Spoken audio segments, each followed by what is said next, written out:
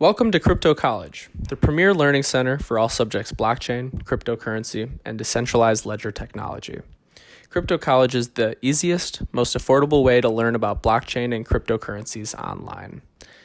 Half of our resources are completely free, and for only a few bucks per month, you can enroll to receive live trading reports which reveal exact holdings and strategies from a professional crypto portfolio manager.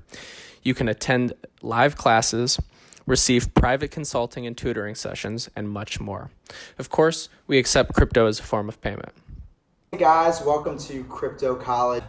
I'm your host, Alec Beckman, and today I'm joined by Duncan Lemp. Good to have you, Duncan. Thanks. He is the founder of Non-Periodic Capital, Asymmetric Volatility Services, and Zero Technologies. Thanks for joining us today, Duncan. Thanks for having me. Of course. So I guess first off, what is market making? So, market making is the process of providing liquidity on both sides, generally, of an order book. So, whereas most people are either buying or selling an asset, market makers are both buying and selling an asset, or oftentimes many assets, at the same time. So, that can emerge in a lot of different ways. That can look like a lot of different things. They can be aggressive, they can be passive. They operate spreads, the distance between their buys and their sells, that can be fluid. Some of them will be very wide and some of them will be very small, and their tactics in maintaining those spreads will be varied. Okay. And how'd you get involved? I got involved, so I ran a crypto hedge fund for a while that was doing traditional algorithmic trading, so buying and selling, but one at a time, picking directional. And over time, it seemed like market making could be not a good place to change the business towards, but to sort of hedge our existing tactics. I ended up shutting down the hedge fund, but then moving on to starting a market making firm. Gotcha. So what kind of assets was your hedge fund investing in? All cryptocurrencies and all larger mainstream cryptocurrencies. So our main core tenants were things like Bitcoin, Ethereum, Monero, Dash, etc. So we were looking for proven protocols with existing investment to do safe trading on, essentially. We're very risk oriented, and we wanted to have stellar risk-adjusted returns, and we definitely didn't want to expose anyone to the more serious risks of smaller altcoins, which can be vulnerable or get hacked from exchanges and have to be bought and sold on smaller, less secure exchanges.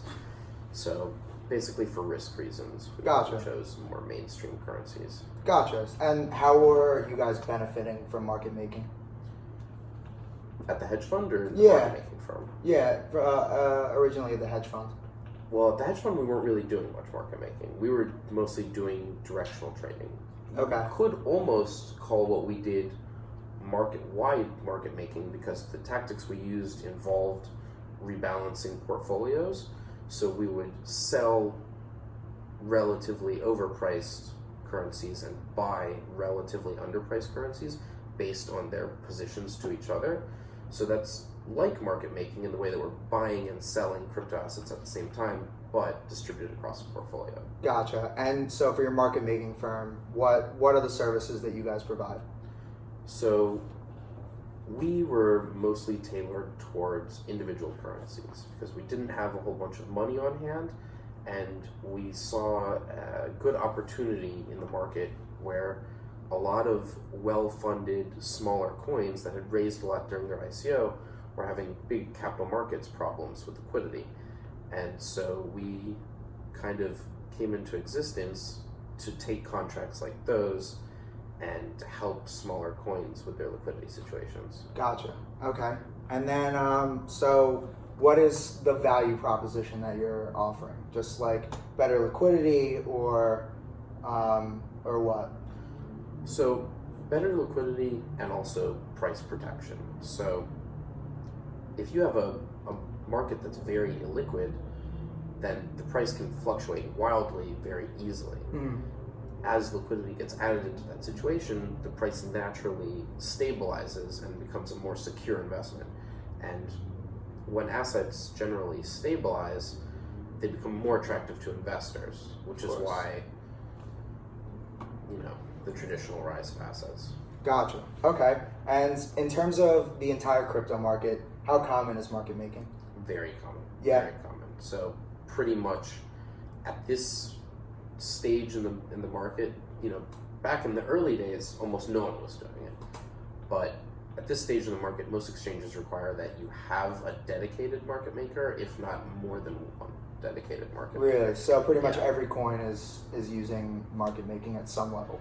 Yeah, and they're paying for it too. It's a service that they're paying for. Gotcha. And sometimes also the exchanges, it's in their interest to also market make because of the requirements from like CoinMarketCap that have just come on. But I was thinking about like how, I'm pretty sure that exchanges need like a minimum of 500 million in volume to qualify, or For CoinMarketCap? Yeah. I'm not sure. so yeah. But I was just like, how do you think that impacts the ecosystem, like with exchanges paying for market making? Well, exchanges aren't paying for market making generally, from what I've seen. Coins are paying for market making.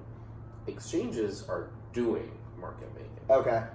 And the way they do that can fluctuate wildly amongst different exchanges. So theoretically, the idea of an exchange market making its own assets isn't the craziest thing in the world and isn't necessarily a bad thing. It could provide liquidity, which, as we just discussed, is pretty much always good for everyone.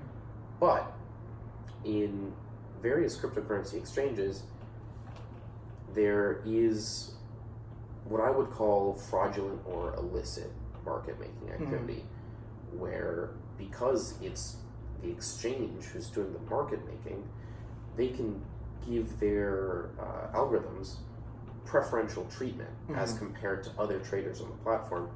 And I think this is something that most people are unaware of. People, I think, kind of get the idea that there's algorithms out there and they're eating your lunch, but they don't realize the extent of which that's going on in the crypto marketplace. And you think this is very common in crypto? Everywhere.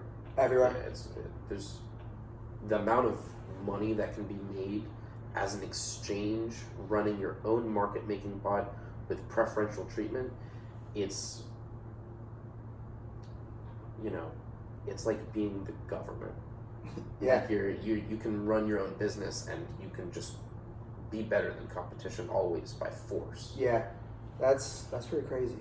So with all the kind of fraudulent, with all like the fraudulent market making, like how do you think that affects our judgment on certain projects, certain coins? So it's not a black and white situation. Like I said, these exchanges are requiring market makers, and market making can be a good thing both for the coin and the investors and the exchanges. It can be good for everyone. But there's definitely some coins on some exchanges that are doing more blatant market manipulation and, in some cases, defrauding investors. And so it's really just like everything else. It's an individualized situation where you have to look at it and say, are they market making? And it's very hard to tell for most situations. It's very hard to tell whether or not a coin is doing market making. But usually you'd say yes. 90-something% of the time, yeah. And at what point does it become fraudulent? So it becomes fraudulent when you generally, there's a lot of ways it can become fraudulent, but the main way it does is the classic pump and dump. And this can be more blatant or more subtle. So it can be something crazy like going from $1 to $100 to 50 cents overnight, or in a matter of seconds or minutes or hours. Or it can be more subtle, with the price sort of just ping-ponging in a range that seems oddly predefined and then breaking out, but to a new range. And it's hard to track these things. You have to be very vigilant. You have to. You also have to have a trained eye. Yeah. You have to know what you're looking at. Yeah, and even for people like me who have built these algorithms, it's hard to know. Yeah. But when you see things like that, there's a good chance that the market's being manipulated by the market makers for the market makers and to the downside of everyone else in the market. Gotcha. And then you use algorithms? And you build them yourself? Yes. Gotcha. Yeah. I mean, the hedge fund is pretty much all my work. The market making funds, mostly my work, but I had people helping me with auxiliary stuff. Yeah. So at times the team got up to like 3 or 4 people. Gotcha. Wow. But still small operation. Gotcha. Okay. And do you know anything about like the equities or stock market making, and how that differs from crypto market making? So it's similar but different. Basically, a lot of the math and design and people. So I come from a traditional markets background. I should start off with saying I started my whole adventure when I was a kid trading biotech equities, and that's when, after trading for a while, I realized that I was going to need to step it up if I wanted to remain competitive.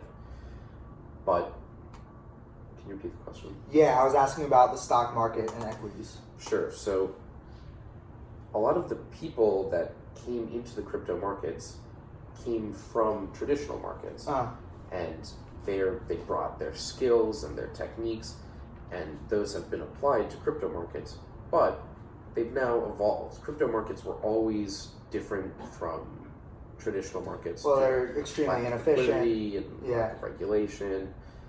And so now where they've kind of started to split off is in this whole new field of dedicated market making, where Johnson & Johnson is not paying a market maker to market make Johnson & Johnson. Yeah, of course.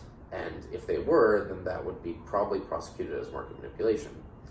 So where crypto has spun off is with this dedicated market making, and also with these kind of continuous market manipulation because of the lack of regulation and also the immaturity of the industry.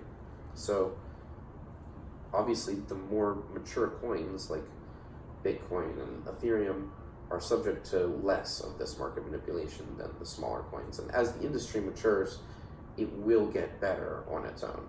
Gotcha. And what percentage of volume do you think is fake? Just like spitball number. Of just like everything that everyone reports. Sure. Yeah. Versus what I think is real. Yeah.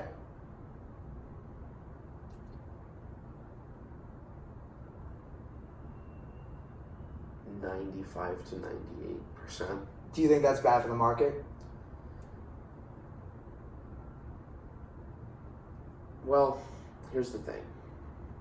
It sounds bad for the market. It sounds like, whoa, why would this all be fake? But the reason is it's to draw investors into an environment that, investors want a liquid environment. Absolutely. And exchanges are faking this liquidity. But the way they fake it does generally involve, it doesn't have to, but generally in my experience does involve real money exchanging. It's just not between people. Yeah. And so, in my experience, if you go to an exchange that claims to have 13 Bitcoin on the bid, and you hit it, whether it's the exchange or someone on another computer, they're going to fill you. And so, I don't think it's actually that bad for the market. You think it's just providing liquidity? Yeah, I think it's just another example of exchanges doing their own market making, essentially. Well, that's an interesting thing that I was talking about with someone was that market making has become this general term in crypto, and it means something completely different from traditional markets. And so that's pretty interesting. And I guess that'll lead pretty well into my next question, which is about the legality of what's going on. Like I get it, like is it ethical, is it not, that's up for debate, but like is it legal? What's going on? 95 to 98%. Now I know that's just a rough estimate, but is that legal? Like, what's the legal status there? So it depends on whether you're talking about market making and fake liquidity. Fake liquidity isn't really market making. Fake liquidity is called wash trading generally. So there are things market makers can do that are legal and illegal, and this pertains even to traditional markets. So basically, it's kind of different because the crypto market is entirely separate and has kind of existed in these gray area regulations for its whole life. But if you were to apply Wall Street's laws directly to crypto exchanges, then some market makers would be breaking the law. Other market makers would not be breaking the law. For example, my market making firm, we were aware of all of the different banking regulations involving market manipulation, which are specific order types, specific ways things have to happen to be technically market manipulation. Gotcha. And we didn't do any of those things. So some market makers are in compliance, others are not. Whether they'll be prosecuted, who knows? They're all around the world. That'll probably come from like a case-by-case basis. Yeah. And like just on what scale you're doing it at. Yeah. So. But wash trading is very clearly illegal. It's always illegal. Gotcha. And so that... Because that's just straight up manipulation. That's just, I'm fooling you into thinking that there are more trades happening than actually are going on. Yeah. Gotcha. Pretty much. Yeah. Okay, cool. So where do you see kind of the future headed of like the legal status of market making?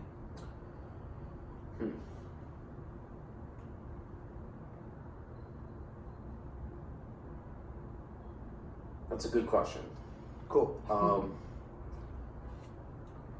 Right now, it's a very niche topic that not a lot of people are aware of. I think it's going to take many years for people to even really start looking at this stuff, and then many more years for people to deliberate and construct regulations around it. And I think by that time, the industry will have likely matured beyond the point of needing that regulation. So we'll see whether or not that regulation comes into place and whether or not it's necessary, but I think the market will just mature past it.